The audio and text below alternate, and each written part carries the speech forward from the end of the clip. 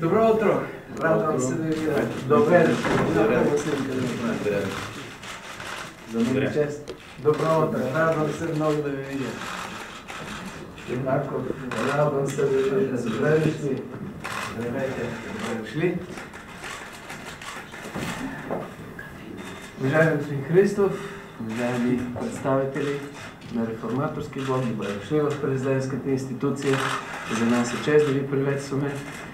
Намираме се в конституционна процедура, при която, съгласно и духа на Конституцията, и текстовете на Конституцията, държавният глава днес ще ви връчи третият и последен мандат в рамките на 43-то Народно събрание за съставяне на правителство. За мен е удоволствие и чест да ви връча този мандат и, разбира се, ще се радвам, ако бъде направено усилие в рамките на 43-то Народно събрание да се сформира правителство. Това изисква и Конституцията от всички нас. Както самият аз казах, понякога 1% шанс може да бъде 100% шанс, така че си заслужава да опитаме още повече в светлината на рекорден брой кризи, които се разиграват около нас в региона и по света. Затова за мен е чест да ви връча този мандат.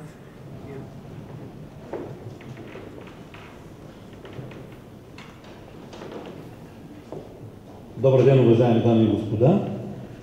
Приключи срещата с президента на Република България господин Росен Плевнелиев във връзка с връченият мандат на третата политическа формация Реформаторски блок. Искам да започна с това, че ние сме много благодарни за оценката, която той даде на Реформаторския блок, за това, което сме свършили през този мандат заедно с коалиционните си партньори от ГЕРБ и за това, че се нагърбихме да опитаме и да проведем консултации и разговори за съставяне на правителство в рамките на 43-то Народно събрание. Той, както и ние, смятаме, че този парламент не е изчерпал възможностите си и че може да се търси реформаторско мнозинство за съставяне на ново правителство. За нас отговорността, която се струпва, така да се каже, на нашите плещи е огромна. Искам да подчертая, че автентичната десница не е получавала мандат от 19 години.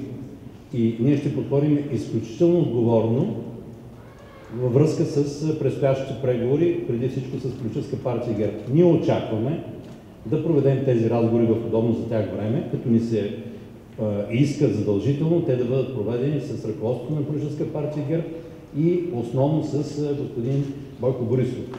Преди 2 години ние започнахме заедно, извървяхме един дълъг път, но сме на средата на този път и смятаме, че бихме могли да продължим заедно и занапред, за да реализираме програмата, която беше начертана и която никак не е лоша.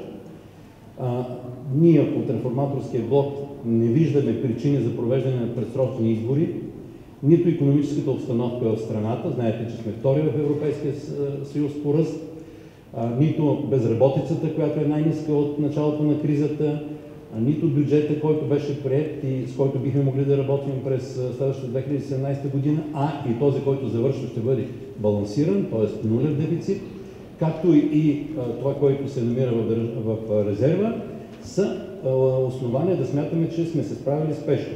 Да не говорим за това, което се случва в света, това, което се случва на Балканите, атентатите в Турция, кризата, която се оформи в Италия, това, което се случва в Гърция, нестабилността в Македония, колебанията за избор на ново правителство в Румъния и не на последно място трагедията, на която сме свидетели в Хитрино. Предвид на всичко това, ние се надяваме до следващия понеделник да проведем консултациите с ръководството на Политическа партия ГЕРБ, с тяхният лидер и министър-председател на Република България господин Бойко Борисов и да потърсиме възможност за съставяне на правителство в рамките на този парламент.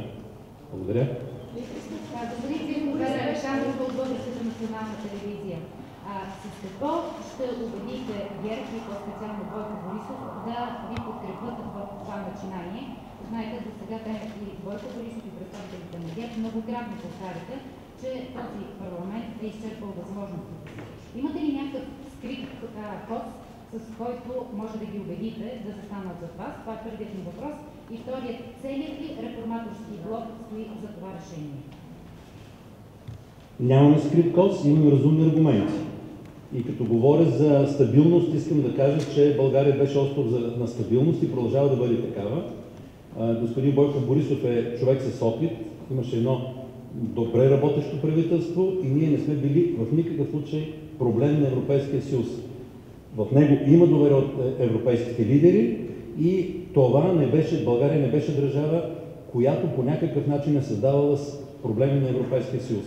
Що се отнася до това дали целият реформаторски блок сме за това решение, вие знаете, че от една година ние сме една парламентарна група, една част от парламентарната група не подкрепя правителството, другата част го подкрепя и тези, които подкрепяме правителството, постигнахме по-голямата част, постигнахме съгласие тази сутрин да вземем мандата и да направим опити, пак казвам, без политическа партия ГЕРБ това не може да се случи, но да направим опит за още един разговор с тях. И ДБГ ли?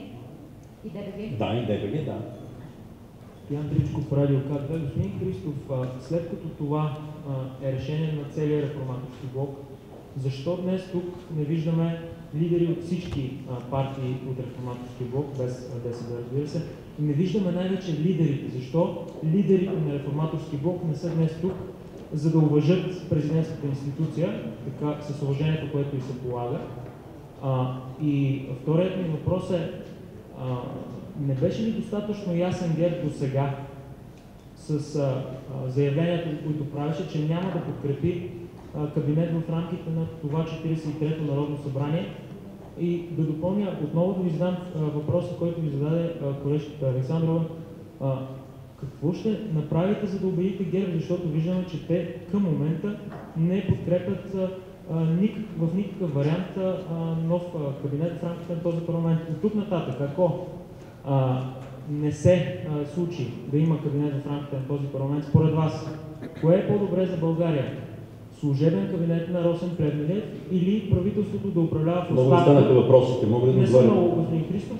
Мога ли да отговарям? Добре, отговорете. На въпросите един по един и да ви помоля да има въпроси, не изказвания. Първо, третият мандат се връчва на парламентарната група, на избраната от президента парламентарна група и в този смисъл вие виждате представители на парламентарната група на реформаторския блок, а не лидерите. Ако бяха дошли лидерите на реформаторския блок, които са в кабинета на господин Бойко Борисов, щяхте да кажете, че сме службогонци и те идват тук да си запазват местата. Що се отнася до това какво допълнително трябва да изложим пред господин Бойко Борисов, аз искам да кажа, че все още за нас има надежда, трябва да се проведат още веднъж разговорите и искам това, което ще бъде съобщено на реформаторския блок преди да върнем мандата, ако не успеем да съставим правителство, е мнението на ръководството на политическа партия ГЕРБ, именно господин Борисов и изпълнителната комисия на политическа партия ГЕРБ. Така че дайте ни възможност, доколкото сега ще направим опит да насрочим такава среща, в зависимост от тяхната възможност, да проведем този разговор. И иначе, защо сме за съставяне на правителство в рамките на този парламент? Защото сме убедени, че следващият няма да бъде по-добър от гледна точка на конфигурация вътре в него и съставянето на правителство няма да бъде по-лесно. Благодаря за вниманието. Защо, господин Христов?